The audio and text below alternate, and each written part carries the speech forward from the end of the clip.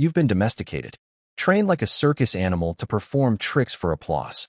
You bend yourself into shapes that make others comfortable while your spine screams in protest. You apologize for breathing too loud. You shrink in elevators. You make yourself digestible, palatable, safe. And for what? So strangers can sleep soundly knowing you pose no threat to their mediocrity? The herd doesn't reward you for this sacrifice. They smell the submission on you like blood and water. They circle. They test. They take and take until you're hollow. You tell yourself you're being kind, but kindness without boundaries is just cowardice wearing a halo. Nietzsche saw through this charade over a century ago. He watched men reduce themselves to shadows, chasing acceptance from a society that would forget them the moment they stopped being useful. He called it the slave morality, the worship of weakness disguised as virtue. But there exists another path. A metamorphosis so complete it rewires how every person in your orbit relates to you, not through aggression or posturing, but through the cultivation of something ancient, something the modern world has tried to breed out of you. Presence so absolute it bends reality around it. Today, we're not discussing self-help platitudes. We're dismantling your psychological operating system and installing the software of the Übermensch, the man who creates his own values, the man who needs no permission. But understand this. Once you step through this there is no returning to comfortable invisibility. People will sense the shift. The casual friendships will fade, replaced by something heavier. Respect tinged with caution. If you're comfortable being forgettable, close this now. But if you're ready to become the gravitational center of every room you enter, pay attention. Your weakness isn't a character flaw. It's a systematic hemorrhage. You're bleeding power through 7 invisible wounds every single day. These leaks are so normalized, so socially acceptable, that you don't even register the drainage. According to Nietzsche, most men live as bungled and botched versions of what they could become, not because they lack potential, but because they've internalized the values of those who benefit from their smallness. Your teachers, your peers, your family. They handed you a map to mediocrity and called it wisdom. The pressure you feel, that suffocating sense that you're capable of more, but somehow stuck, that's not anxiety. That's your will to power being strangled by chains you've mistaken for safety nets. Seal the 7 wounds, and the pressure reverses. Inward becomes outward. You stop being shaped by the room. You start shaping it. Let's begin the excavation. First law, the death of the pleaser. You've swallowed a poison called agreeableness. It was fed to you in carefully measured doses from childhood. Be nice. Share. Don't make waves. The adults in your life needed you compliant, so they convinced you that compliance was nobility. Nietzsche discovered what they didn't tell you. The morality of good was invented by the weak to control the strong. When you can't compete through excellence, you compete through guilt. You make strength itself seem barbaric. You make dominance seem evil. You convince the lion to file down his own teeth. Look around. The men getting what they want. Are they nice? Or do they simply know when niceness serves them? They shake hands firmly, but their eyes calculate. They smile with purpose, not reflex. Nice is their tool, not their identity. You've been operating under a delusion. If I'm harmless, I'll be valued. The opposite is true. Harmless equals worthless. The world doesn't treasure what it doesn't fear losing. But here's what they don't understand. You're about to replace niceness with something far more powerful: sovereignty. A sovereign doesn't need to be cruel. He simply refuses to be manipulated by the expectation of warmth. He is courteous by choice, not compulsion. Watch yourself for the next 48 hours. Count how many times you laugh when nothing amuses you. Count how many times you nod in agreement when you disagree. These are tells, micro-submissions you broadcast unconsciously. Each one is a brick in the wall of your irrelevance. Nietzsche said the noble man helps others, but not from pity, from overflow. You help because you have excess power, not because you're desperately trying to purchase love with your servitude. Starting now, your default expression is neutral, not hostile. Neutral. Let your face rest in its natural state. When someone makes a joke, laugh if it's genuinely funny. If it's not, don't. The discomfort they feel when you don't give them the automatic validation they're fishing for, that's them realizing you're no longer playing the game. The nice guy is a beggar in emotional currency. The sovereign man is a bank. He has no need to beg because he prints his own validation. When you stop performing warmth for strangers, you become unreadable. And what cannot be read cannot be controlled. Second law, the weight of stillness. Most people are terrified of empty space. They fill every gap with noise, verbal vomit to prove they're present, that they matter. Watch two anxious people converse. It's a tennis match of interruptions. Neither listens. Both wait for the gap to launch their next thought into the void. Nietzsche observed that the herd fears silence because silence demands they confront themselves. And most people, when forced to sit alone with their thoughts, discover they've been running from a stranger they don't respect. The master does the opposite. He weaponizes the pause. Silence is not weakness, it's a test. When you refuse to fill the void, you force others to reveal themselves. They'll babble. They'll negotiate against themselves. They'll offer concessions to escape the gravitational pull of your stillness. Here's the technique. When asked a question, do not respond immediately. Hold eye contact. Count to 3. For if you're feeling bold, in those seconds, watch them squirm. Their brain spirals. Did I offend? Does he think I'm stupid? What's behind those eyes? You've destabilized them before uttering a syllable. When you do speak, have your current pace. Rushed speech signals fear, fear of interruption, fear your words don't matter, fear you'll be dismissed. Slow speech sends the opposite signal. I expect you to wait. My thoughts are valuable enough to be delivered at my tempo. Nietzsche said the great man speaks only when he has something to say. The small man speaks to prove he exists. If someone interrupts you mid-sentence, here's your power move. Stop talking. Completely.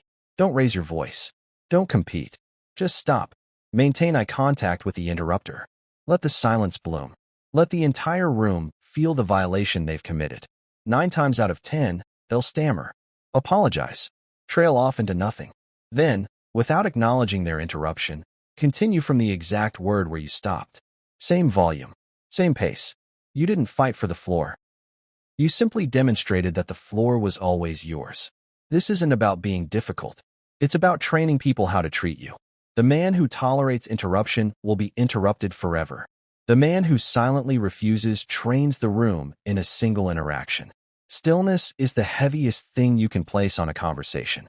Most people will collapse under its weight. Third law, the severing of strings. You are an addict. Your drug of choice? External validation. Every notification is a hit. Every compliment is a spike. Every criticism is withdrawal. You are chemically dependent on the opinions of people who won't remember your name in a decade. Nietzsche called this the sickness of the last man, the creature who cannot generate meaning internally, so he begs the crowd to tell him what he's worth. The last man blinks. He seeks comfort. He asks, what is love? What is creation? And then goes back to scrolling for approval. If I can elevate your mood with praise, I control you. If I can destroy your day with contempt, I own you. Your self-esteem has an external locus of control. You've handed the keys to your nervous system to anyone with an opinion. To become untouchable, you must build an internal cathedral. Your self-perception must become a closed system. When someone calls you brilliant, you think, I know my worth. When someone calls you worthless, you think, I know my worth. The needle doesn't move. According to Nietzsche, the Übermensch is he who has overcome himself, meaning he no longer requires the world's permission to define his reality. He is his own jury, his own judge, his own God. This is profoundly disturbing to others. We're conditioned for reciprocal validation. I compliment you, you compliment me. When you opt out of this transaction, you become a glitch. People will try harder to impress you. They'll poke and prod, trying to trigger a reaction that proves you're still human, still vulnerable. Here's your test. When insulted, do not defend. Defense signals that the attack landed. Explanation signals that they have authority to judge you. Instead, use radical agreement or indifference. Someone says you're arrogant? The weak man argues, no, I'm just confident. The dangerous man says, if that's how you interpret competence, I can't help you. Or simply, noted, and returns to his work. By refusing to engage, you render their weapon useless. You demonstrate that their assessment of you holds zero equity in your internal economy. Nietzsche warned, he who fights with monsters should see to it that he himself does not become a monster. But he also knew that he who refuses to fight at all becomes prey. You're not becoming callous. You're becoming sovereign. Fourth law, The architecture of power. Your body is broadcasting defeat. Right now, in this moment. Check your posture. Are you collapsed inward? Shoulders rolled forward? Legs crossed tight? You're physically embodying submission, and your brain is reading that signal 24/7. Nietzsche understood something modern psychology would later confirm. The body doesn't just express the mind, it creates it. You cannot think like a king while sitting like a peasant. The feedback loop is bidirectional. The powerful stance is open, counterintuitive, but evolutionary psychology explains it. Predators protect their vital organs when threatened. Prey do the same. But the apex predator, the one with no natural enemy, exposes the throat, the chest, the belly. This signals, I have nothing to fear from you. Expand. When you sit, take space. Legs apart, arm on the neighboring chair. When you stand, distribute weight evenly across both feet. Root yourself. The willow bends. The oak remains. Be the oak. And your eyes. This is where most people fail catastrophically. They scan, darting from face to exit to threat. This is rabbit behavior. Constant vigilance born from constant fear. The predator doesn't scan. He focuses. When you look at something, truly look at it. Lock on. Absorb every detail. When you shift your gaze, move it deliberately to the next target. Slow. Purposeful. This communicates something primal. I am studying you. I am not worried about being studied. According to Nietzsche, the will to power manifests first in how you occupy space. Are you apologizing for your existence by minimizing your footprint? Or are you declaring your right to be here through sheer physical presence? Here's an experiment. Walk down a crowded hallway tomorrow. Pick your line and commit. Do not look at the faces of people approaching. Look past them, at your destination. Move at a steady pace. Do not deviate. Physics and psychology agree. The object with the most certainty wins. When you walk with absolute conviction, people part. Unconsciously. Automatically. They feel the vector of your intention and move aside. This isn't aggression. It's clarity. You know where you're going. They're wandering. Therefore, they yield. This happens dozens of times daily, and each micro-interaction either reinforces your dominance or your submission. The man who always moves aside is training the world to move through him like he's missed. Fifth law, the scarcity principle. You are too available, too eager, too grateful for scraps of attention. You answer texts within seconds. You say yes to every invitation, even the ones that drain you. You stay at gatherings long after your interest has died, because leaving might seem rude. This is economic suicide. Attention is currency. Yours is inflated into worthlessness because you've flooded the market with infinite supply. Nietzsche said, "The snake which cannot cast its skin has to die." You must shed the skin of the always available, always accommodating servant. Scarcity creates value. Abundance creates contempt. In any relationship, romantic, professional, social, the person most willing to walk away holds absolute power. If you're desperate to keep the girl, she controls the frame. If you're terrified to lose the job, the boss dictates terms. If you can't risk losing the friend uses you as a utility. You must cultivate the art of the strategic exit. Leave the party while it's still peaking. End the conversation while it's still interesting. Hang up the phone first. Create incompletion. When you leave before they're finished with you, you trigger a psychological hunger. Where's he going? What's more important than this? Is there someone better? You transform from the known quantity into the mystery, and mystery breeds both attraction and respect. The man everyone can predict is the man everyone ignores. The man who vanishes into his purpose is the man who occupies their thoughts. Do not explain your exits. I have to go. Where? I have things to handle. That's it. The weak man gives an itinerary. Oh, I need to go home and meal prep, and then my cat has a vet appointment. Boring. Transparent. Human. The powerful man just evaporates into his mission. This principle extends to emotional availability. Do not trauma dump on acquaintances. Do not broadcast your insecurities on social media. Do not explain your wounds to people who haven't earned access to your inner world. According to Nietzsche, the strong man keeps his suffering private and transforms it into strength in solitude. The weak man parades his suffering, hoping someone will rescue him. In an era of pathological oversharing, the man who guards his depths becomes magnetic. Your mystery is your moat. Your secrets are your leverage. Give neither away cheaply. Sixth law. Competence as foundation. Everything discussed thus far, posture, silence, scarcity, these are the superstructure.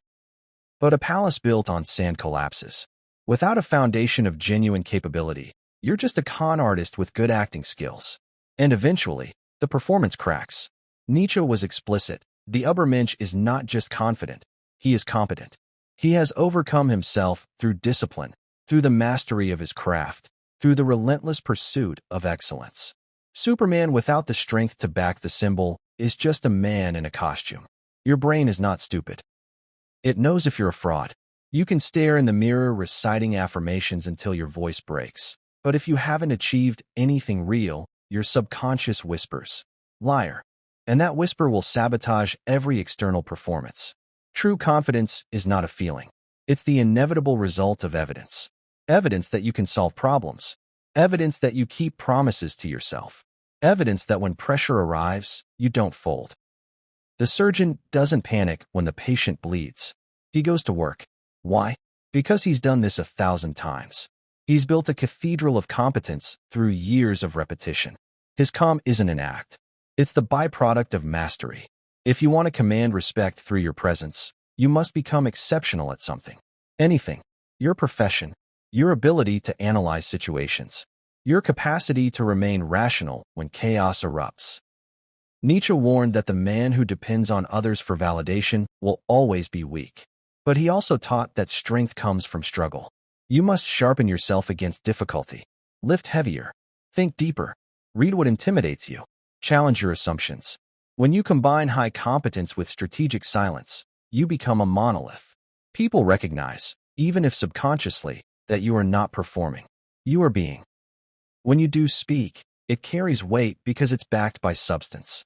According to Nietzsche, the herd values comfort. The exceptional man values growth. Comfort is the enemy of competence. Every day you choose ease over challenge is a day you betray your potential. The ultimate dominance isn't the loudest voice in the room. It's being the one everyone looks at when the crisis hits. Not because you demanded their attention, but because your capability magnetized it. Build the skill stack. Become undeniable. Everything else is decoration.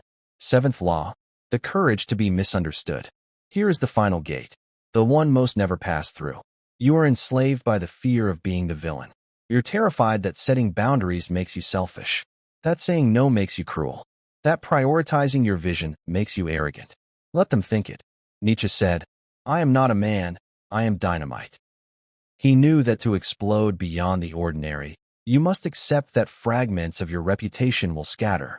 You cannot detonate into greatness and keep everyone comfortable.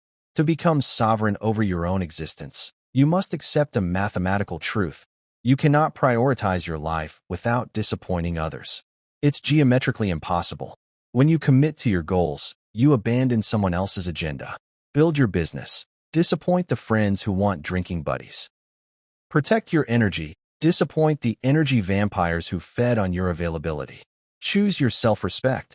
Disappoint everyone who benefited from you having none. According to Nietzsche, the noble morality says, "This is good because I deem it good." The slave morality says, "This is good because the group approved it." The master creates values. The slave inherits them. You've been operating on slave morality, outsourcing your ethical compass to the crowd. What will they think? How will this look? The herd becomes your god, and you sacrifice your potential on their altar. The man who terrifies through his sovereignty doesn't argue with parasites. He doesn't waste energy convincing leeches that he's a good host. He simply removes them, cleanly, without malice, without explanation. Can you help me move this weekend? No. Wow, selfish much. If that's your interpretation. End of conversation. You don't owe the world your time. You don't owe your energy to anyone who wouldn't invest theirs in you. You owe your potential the right conditions to grow. If protecting your peace makes you a villain in someone's narrative, understand this. You were never the protagonist of their story. You were the resource. Nietzsche wrote, "One must still have chaos in oneself to give birth to a dancing star." Creating yourself requires the destruction of who they need you to be. That destruction will be labeled selfish, cold, arrogant, changed. Let them label. The caterpillar doesn't consult the other caterpillars before entering the cocoon. It doesn't ask permission to become a butterfly. It surrenders to the transformation, knowing it will emerge as something the crawlers can no longer relate to. The moment you stop auditioning for the role of hero in someone else's movie is the moment you become the director of your own. You will lose people. You will gain yourself. That is not a bad trait. That is the only trait. You don't transform overnight. You shift degrees. Tomorrow morning, implement the micro-adjustments. Walk slower than you used to. Rushed movement signals anxiety. Measured pace signals dominance. Wait 4 full seconds before answering any question. Train people that your thoughts require time to form properly. Stop smiling by default. Smile when joy is genuine. Keep your face neutral otherwise. Let them wonder what you're thinking. Do not apologize for occupying space. Not on the sidewalk. Not in the elevator. Not in meetings. You have as much right to exist as anyone else. These micro-shifts will trigger internal resistance. The domesticated part of you, the one who kept you safe by keeping you small, will panic. They think we're weird. They're judging us. Abort. Abort. Ignore it. That voice is the death rattle of your former self. Let it scream. Let it die. According to Nietzsche, you must have chaos within you to give birth to a dancing star. You are currently in the chaos phase. The room will feel different. Colder. More electric. People will stop treating you like furniture and start treating you like a force. The terror you inspire won't be from aggression. It will be from witnessing a complete human. Whole. Unapologetic. Sovereign. Confidence is not a feeling you stumble into. It's a weapon you forge and fire. Use it to kill the servant inside you. Use it to protect the kingdom you're building.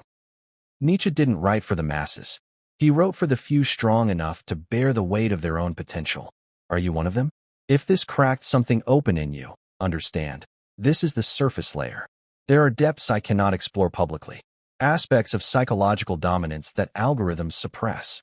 That content exists behind the join button. If you're still here, you're not like the others. Subscribe. But if you want the hidden knowledge, click join and enter the architect level. Most won't. That's the entire point. Thank you so much for staying with me through this exploration. If you found value in today's discussion, don't forget to subscribe to the channel and share this video with someone who might benefit from it.